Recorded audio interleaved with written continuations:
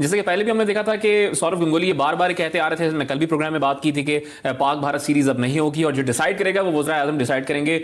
दूसरी खेलों का भी यही हाल है। पाकिस्तान में कोई इंटरनेशनल टूर्नामेंट नहीं हो सकता। हालांकि जो इंटरनेशनल टूर्नामेंट्स हैं ये मुआशी सरगर्मियों को तेज करने का अहम जरिया होते हैं। भारत की मिसाल सबके सामने है।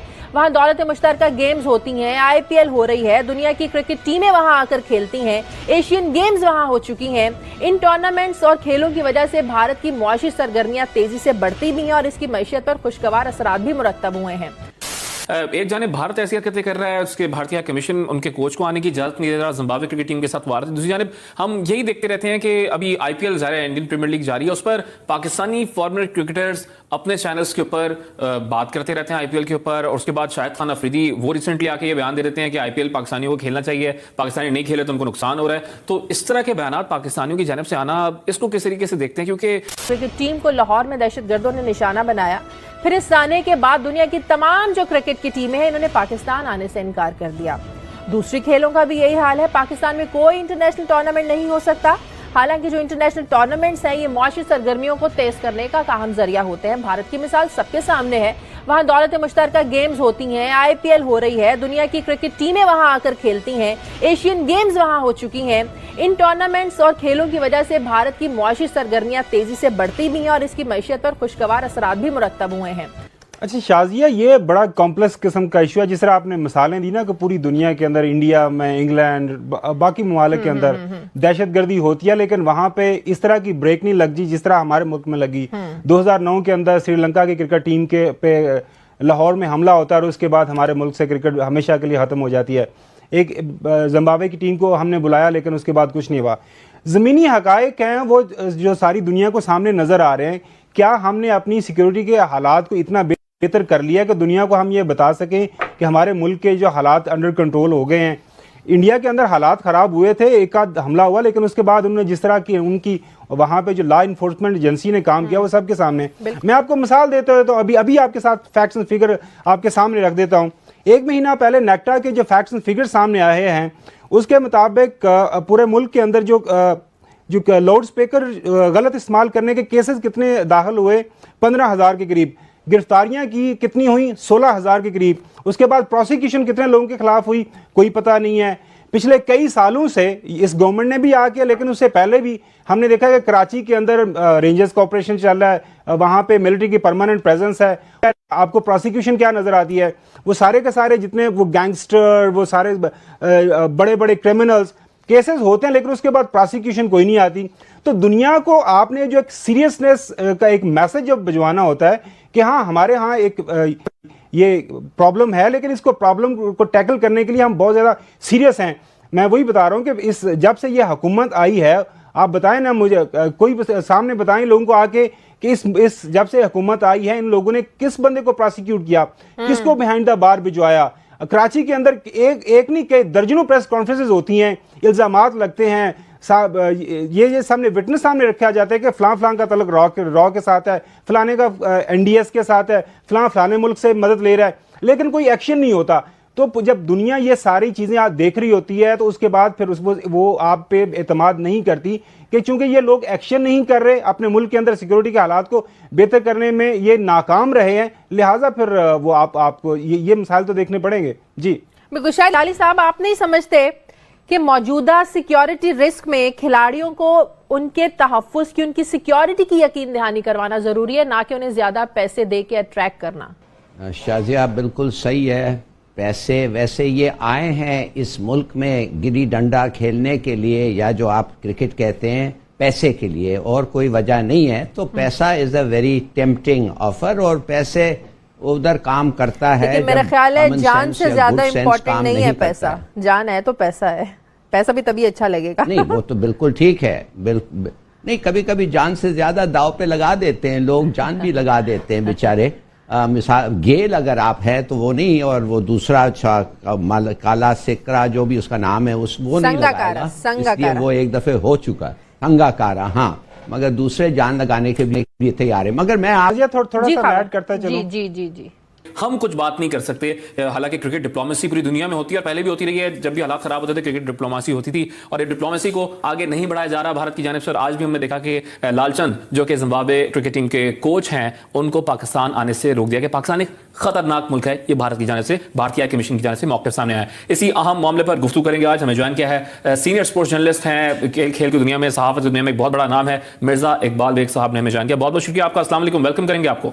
इकबाल भाई, कैसे देखते हैं, एक बार फिर से यही मौक़िफ़ आ रहा है और इस बार तो भारतीय हाई कमीशन इन्वॉल्व हो गया है। एक हेड कोच है एक टीम का, लालचंद, ठीक है उसका ताल्लुक भारत से, लेकिन एक किसी और मुल्क की जानिब से वो आ रहा था, उसको आपने ये एक कैरेक्टर वो लगा कर, एक टर्म लगा के, भाई खतरनाक मुल्क है, आपने मना कर दिया आने से, और फिर वो मान भी गए, ज़ाहिर उन्होंने मना कर दिया कि वो नहीं आएंगे। देखिए, मसला ये है कि भारत की जहनियत मुतासिबाना है और बड़ी तंग नजरी के साथ वो देखते हैं। खेल में वो सियासत को लेकर आ गए हैं, हालांकि खेल और सियासत दो अलग अलग चीज़ें, लेकिन जिस तरीके से क्रिकेट के मामलात में भारतीय क्रिकेट बोर्ड या भारतीय ऑफिशियल या भारतीय हुकूमत सियासत को लेकर आई है, वो बड़ा नुकसानदेह है क्रिकेट के नुक्ते निगाह से। अब आप देखें, ये लालचंद राजपूत कौन है? ये 2 टेस्ट और 4 वनडे इंटरनेशनल मैचेस खेले भारत की जानिब से 80 के अशरे में, और मुंबई से इनका ताल्लुक है। अगर वो कहीं और कोचिंग हैं और किसी और मुल्क के साथ आ रहे हैं, वो भारत की क्रिकेट टीम के साथ तो नहीं आ रहे थे।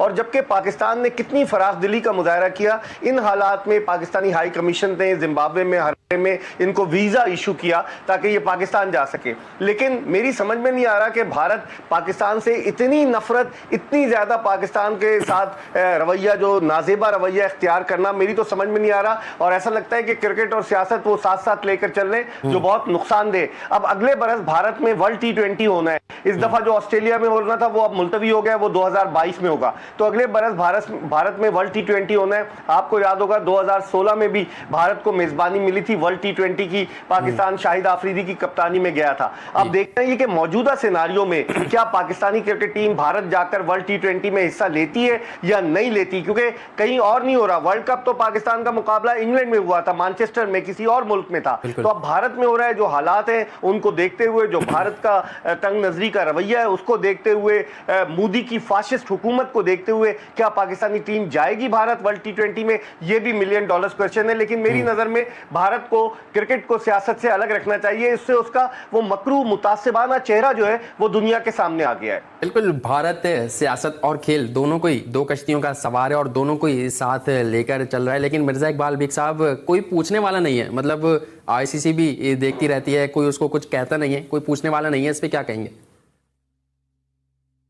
देखिए, ICC तो मैं पहले भी मोहसिन आपके प्रोग्राम में कह चुका हूं कि ये इंडियन क्रिकेट काउंसिल है। ICC के जो चेयरमैन थे शशांक मनोहर, वो तो अब हट गए, लेकिन उनके अलावा जो चीफ एग्जीक्यूटिव है मनोज चौहानी, उनका ताल्लुक भारत से है। जो ICC के कम्युनिकेशन डिपार्टमेंट के लोग हैं उनका ताल्लुक भारत से है। जो सिक्योरिटी के लोग हैं उनमें से बेशतर का ताल्लुक भारत से है। अगर आप दुबई में ICC के हेडक्वार्टर चले जाएं तो आपको सिवाय भारतीयों के किसी और मुल्क का कोई नुमाइंदा नजर नहीं आएगा। बिल्कुल बिल्कुल सही, किसी और मुल्क का कोई नुमाइंदा नज़र नहीं आएगा।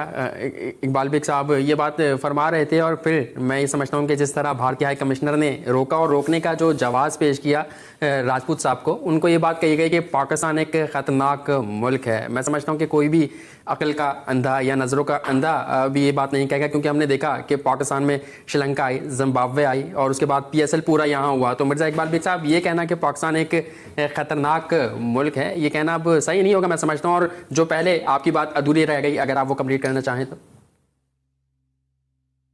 मैं यही कह रहा था कि ICC में डोमिनेंस भारत की है। भारत को इस बात का जोम है कि सारे स्पॉन्सर्स उसके पास हैं। जो मार्केटिंग है ICC की, जो मेजर स्पॉन्सर्स हैं, उनका ताल्लुक भारत से है और वो इसी जोम में डोमिनेट कर रहा है। पहले बिग 3 बनाया ऑस्ट्रेलिया और इंग्लैंड के साथ मिलकर, वो मंसूबा नाकाम हो गया।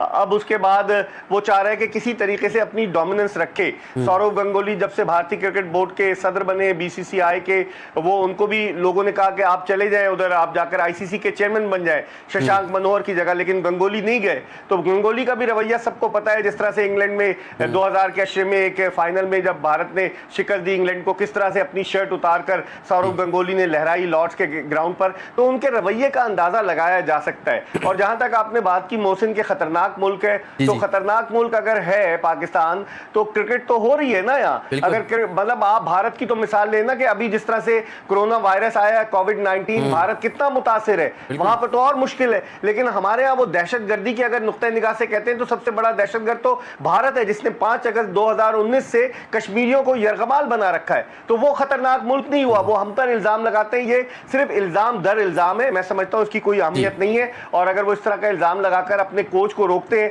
तो ये उनकी जो मुतासिबाना ज़हनियत की अक्कासी करता है। बिल्कुल, आप ये दुरुस्त फरमा रहे हैं कि उनकी मुतासिबाना ज़हनियत की अक्कास है कि वो एक कोच को आने से रोक रहे हैं, लेकिन एक जानिब भारत ऐसी हरकतें कर रहा है, उसके भारतीय कमीशन उनके कोच को आने की इजाजत नहीं दे रहा, जिम्बाब्वे क्रिकेट टीम के साथ वार। दूसरी जानिब हम यही देखते रहते हैं कि अभी IPL जारी है, इंडियन प्रीमियर लीग जारी है, उस पर पाकिस्तानी फॉरेनर क्रिकेटर्स अपने चैनल्स के ऊपर बात करते रहते हैं IPL के ऊपर, और उसके बाद शाहिद खान अफरीदी वो रिसेंटली आके ये बयान दे देते हैं कि IPL पाकिस्तानियों को खेलना चाहिए, पाकिस्तानी नहीं खेले तो उनको नुकसान हो रहा है। तो इस तरह के बयान पाकिस्तानियों की जानिब से आना, इसको किस तरीके से देखते हैं? क्योंकि हमने पहले भी देखा था कि भारत कभी भी ये नहीं चाहता था कि पाक भारत सीरीज हो, फिर अब तो वसीम खान साहब ने बोल दिया कि अगले 4 साल तक उनको कोई सीरीज होती भी नजर आ नहीं रही और हो भी नहीं सकती, उन्होंने बात बोली है।